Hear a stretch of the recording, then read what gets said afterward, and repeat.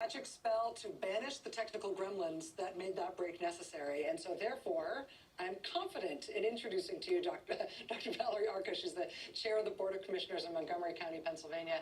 Dr. Arkoosh, thank you so much for being here, and I'm sorry about that glitch. No worries. It's an interesting time that we're working through here, so I appreciate the opportunity to speak with you. Generous of you to put it that way. One of the reasons I wanted to talk to you is because I have watched your press conferences in Montgomery County, and I have noticed that one of the first things you do after giving a general overview of what's going on in the county is that you've been giving this super detailed, granular snapshot of how the virus is spreading through long-term care facilities and nursing homes in your county. And I have latched onto that, and I have latched onto the way that you've communicated to the public about that, because I think that is the part of this response where the most American lives are at stake, where the most American lives can potentially be saved if we get it right, and the most will be lost if we screw it up. Wanted to ask you why you decided to make that part of your daily briefing, and why that's been so much of your own focus. Well, Rachel, as you mentioned, I'm a physician, and I also have a degree in public health. And in the years that I practiced medicine, I have to tell you, this is one of the most heartbreaking things that I've seen.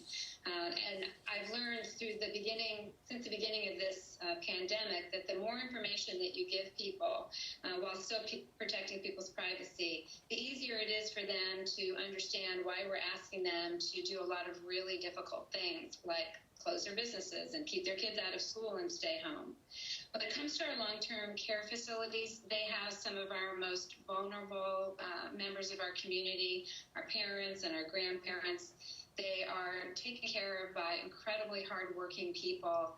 And in the case of our county, we see that 61% of the lives that are lost to the coronavirus are happening in long-term care facilities. And we just want to make sure people understand how serious an issue this is. And you mentioned there right at the top that giving people information while still protecting privacy is a way to get people to do the right thing, even when what they're being asked to do is hard.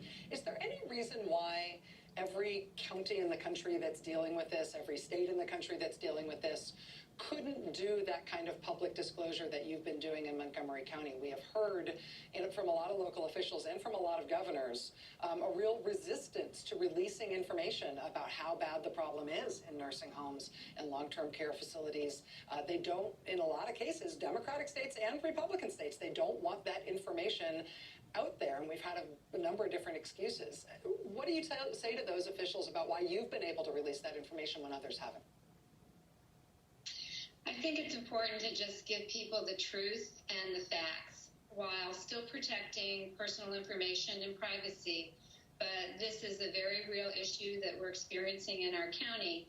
And I think that one of the ways that we can help draw more attention to issues around how long it takes to get tests back, how difficult it still is to get personal protective equipment for these workers, is to help people understand the impact in their neighborhoods and in their communities by the lack of these really critical items. And so hopefully by just shining the light on the fact that, just like everyone else, nursing homes take 3 to 6 days to get their test results back.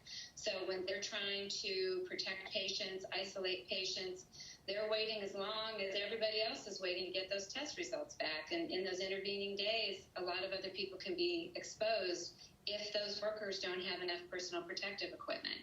And so that's just one example of how really vulnerable people can be impacted by this. Dr. Valerie Arkoosh, chair of the Board of Commissioners in Montgomery County, Pennsylvania, who's been, I think, modeling good civic behavior by being really upfront about the fact that 60% of the deaths in your county have been people in long-term care facilities already. Thanks for helping us understand what's going on where you are, and thanks for making time for us tonight. Thank you. Take care.